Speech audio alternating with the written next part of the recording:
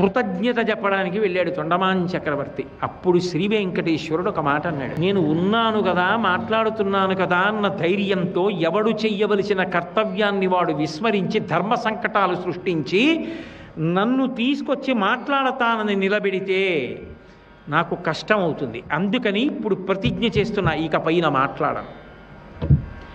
కానీ ఒక్కటి గుర్తుపెట్టుకో, ఇది విగ్రహం కాదు, నేనే. అందుకే వెంకటేశ్వరుడు విగ్రహము కాదు. ఈ మాట నేను కాదు చెప్పింది, వ్యాసుడు చెప్పాడు. నకృతం దైవసంఘైశ్చ నకృతం విశ్వకర్మణ స్వేచ్ఛయా క్రీడతే తత్ర ఇచ్ఛారూపం విరాజిత. అది దేవతలు చెక్కినది కాదు, విశ్వకర్మ తయారు చేయలేదు. స్వామి తనంత తానుగా పద్మపీఠం మీద ఒక ముద్ర పట్టి తానే అలా నిలబడ్డాడు. నేను ఇలా నిలబడాలి అని అనుకున్నాడు, అలా నిలబడ్డాడు. అది ఇచ్ఛారూపం. ఆయన తాను ఎలా ఉండాలో అలా ఉన్నాడు. ఒకానొకప్పుడైతే మిగిలిన యుగాలలో వెళ్ళి సంసారములను వదిలిపెట్టేసి తపస్సు చేస్తే ఆయన పాదమునకు ఉన్న చిటికిన వేలి గోటి కాంతి దర్శనం అవ్వలేదు. ఈ యుగంలో మన అదృష్టం ఏమిటంటే ఆపాదమస్తకం చూడ్డానికి అనుగ్రహించాడు. అక్రూరుడు అంటాడు, శూరులు తొల్లియే విభుది శోభిత పాదనక ప్రభావళించేరి భవాంధకారముల చిక్కక బుందురు వట్టి దేవునిన్ వైరముతోడనైన పిలువన్ నన్ను పంపి శుభంబు చేసే నిష్కారణమైన ప్రేమ ఇదే కంసుని పోలు సకొండు కలుగునే అంటాడు. ఆయన కాలి గోటి కాంతి కనపడేది కాదు ఒకప్పుడు.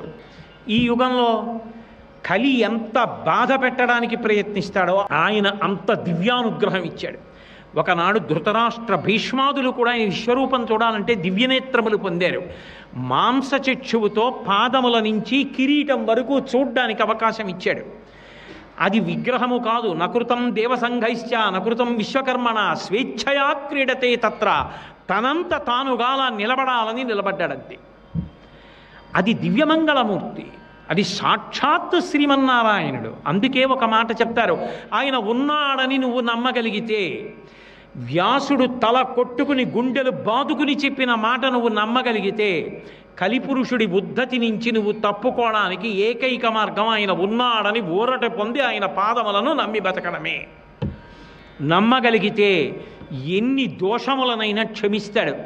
ఇప్పుడు ఆయన అనుగ్రహాన్ని తెలుసుకొని ధర్మం మీద అనురక్తి పొందగలిగితే చాలు. అజ్ఞానినామయా దోషాన్ శేషాన్ విహితాన్ హరే క్షమస్వత్వం క్షమస్సత్వం శేషశైల శిఖామణే. అంతటి దయాశీలి అయి, అంతటి కరుణామూర్తి అయి, అన్ని అవతారముల యొక్క సమాహార స్వరూపమై నిలబడ్డాడు. అందుకే కృష్ణావతారానికి కొనసాగింపయ్యాడు. ఆయనే ఎన్నో చోట్ల చెప్పుకున్నాడు, ఈ అవతారం కృష్ణావతారానికి కొనసాగింపు అని చెప్పాడు. కృష్ణావతారం పరిపూర్ణావతారం. అందుకే ఒక్క వెంకటేశ్వర దర్శనం సమస్త దేవతా దర్శనం. స్కంద పురాణంలో ఒక మాట అన్నారు, వెంకటేశ్వరుడి యొక్క మూర్తిని దర్శనం చేస్తే అది తిరుమలలోనే అయి ఉండక్కర్లేదు, మనం పెట్టుకున్న మూర్తి అయి ఉండొచ్చు. వెంకటేశ్వర దర్శనము చేసిన వాడికి ఆయన ఏ ఫలితం ఇస్తాడు అని అడిగారు. అడిగితే శ్రీ వెంకటేశ్వరే దేవతాని తీర్థాని సర్వాన్యహి సకలాన్యహి అన్నారు. సమస్త దేవతలను సమస్త తీర్థములను చూసేస్తే ఏ ఫలితమో వెంకటేశ్వర దర్శనము చేత ఆ ఫలితాన్ని ఇస్తానన్నాడు. ఎందుకు? యుగం నేనిచ్చినదే కలియుగం. కలిపురుషుణ్ణి అధినేతగా ఉంచినది నేనే.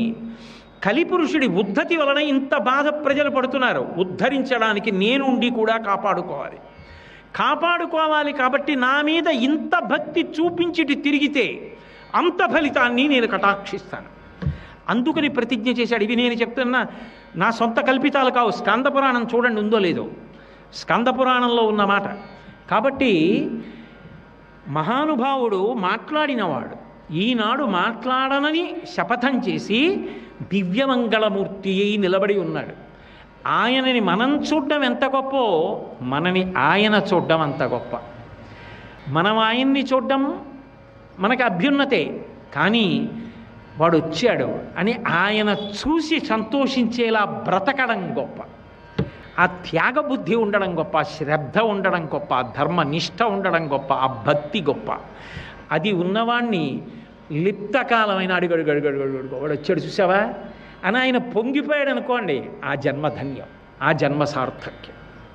ఇచ్ఛారూపం విరాజిత, ఆయన అక్కడే ఉంటాడని కాదు, కొండంతా తిరుగుతూ ఉంటాడు, ఏవేవో రూపాల్లో తిరుగుతూ ఉంటాడు. ఆయన ఎలా వస్తాడో ఎవరికీ తెలియదు.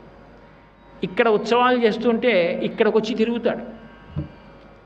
కాబట్టి మహానుభావుడు, అంత గొప్ప అవతారం, అంత గొప్ప అవతారమై ఇన్ని సావకాశములు భక్తులకు కృప చేసినటువంటి అవతారం శ్రీ వెంకటేశ్వర అవతారం. సర్వం శ్రీ ఉమామహేశ్వర పరబ్రహ్మార్పణమస్తు. స్వస్తి.